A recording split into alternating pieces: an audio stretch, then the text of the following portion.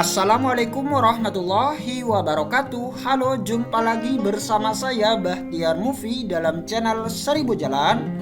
Baik Bapak Ibu, pada video kali ini admin akan memberikan update informasi terbaru, yaitu informasi yang paling ditunggu-tunggu Bapak Ibu, yaitu terkait pengumuman hasil seleksi P3K Guru tahun 2022.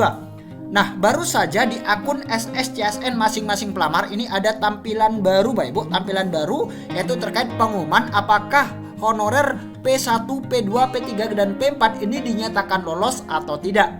Dan juga di sini sudah rilis Bapak Ibu, rilis rekapitulasi hasil seleksi kompetensi pengadaan P3K tahun 2022 yaitu dari Panselnas, yaitu BKN Bapak Ibu, yang mana berupa PDF. Nah, jadi bagi Bapak Ibu simak terus video ini. Dan sebelum lanjut, seperti biasa admin ingatkan kembali, jangan lupa tekan tombol subscribe-nya terlebih dahulu dan tekan tombol loncengnya agar nantinya Bapak Ibu selalu mendapatkan update informasi-informasi terbaru.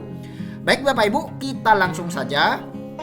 Nah, di website guru-p3k.kemendikbud.go.id sebelumnya ini ada pengumuman pembatalan Bapak Ibu, pembatalan penempatan bagi pelamar prioritas 1. Dan hari ini di akun SSCSN ini diumumkan yaitu terkait pengumuman hasil seleksi P3K tahun 2022.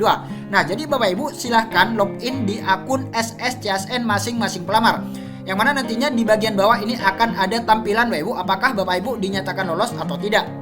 Nah, jadi ini Bapak Ibu, ini adalah tampilan pelamar yang lolos pertama. Nah, ini dia, ini adalah tampilan pelamar yang dinyatakan lolos. Kita lihat di sini, seleksi kompetensi P3K hasil prasangga. Nah, ini masih hasil prasangga Bapak Ibu.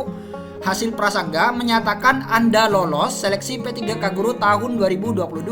Hasil kelulusan akhir akan diumumkan setelah masa sangga berakhir. Nah, jadi setelah pengumuman prasangga ini selanjutnya ada tahapan masa sangga, yaitu pelamar diberi kesempatan untuk mengajukan sanggahan.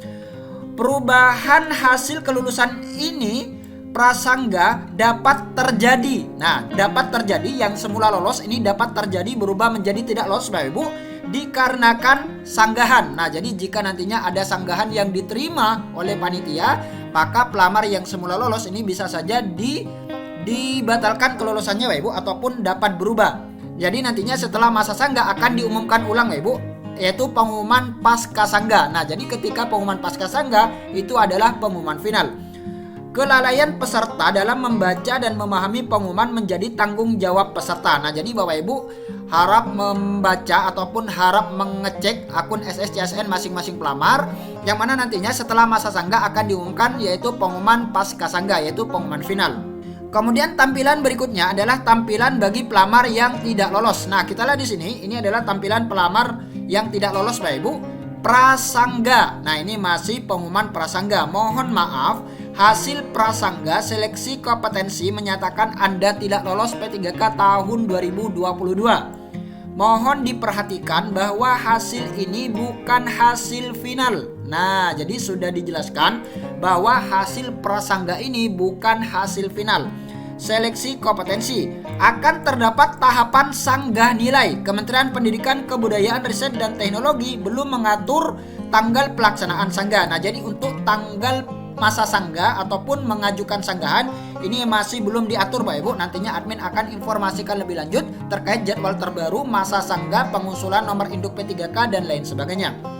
Kemudian di sini juga rilis Bapak Ibu, rilis yaitu terkait rekapitulasi. Nah, ini rekapnya Bapak Ibu, rekap nilai yang didapatkan oleh guru honorer ketika mengikuti seleksi P3K tahun 2022, baik itu P1, P2, P3 dan P4.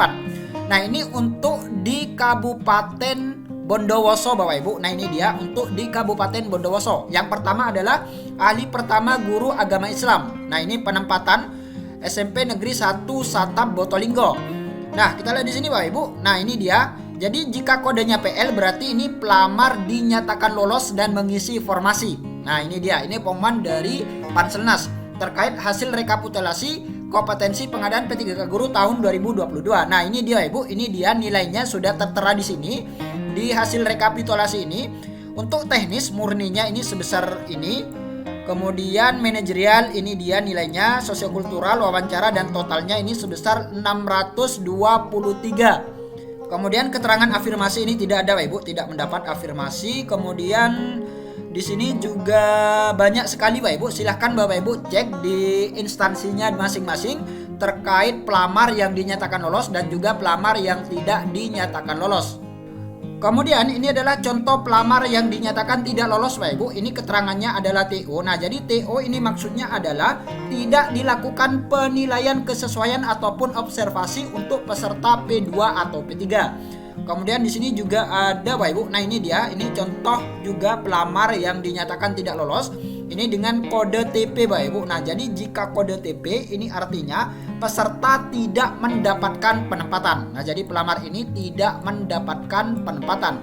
Kemudian di sini juga ada, nah ini Bapak Ibu, ini ada beberapa pelamar. Ini di guru penjasorkes Bapak Ibu.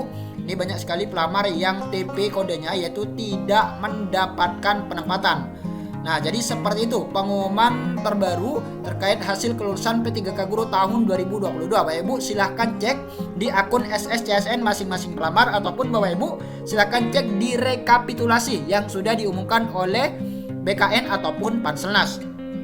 Kemudian terkait masa sangga bagi pelamar yang dinyatakan tidak lolos, ini aturannya sudah tertuang di Permen Pan RB nomor 20 tahun 2022 Bapak Ibu, yaitu tepatnya di pasal 40, yaitu terkait masa sangga hasil seleksi. Nah, kita lihat ayat yang pertama.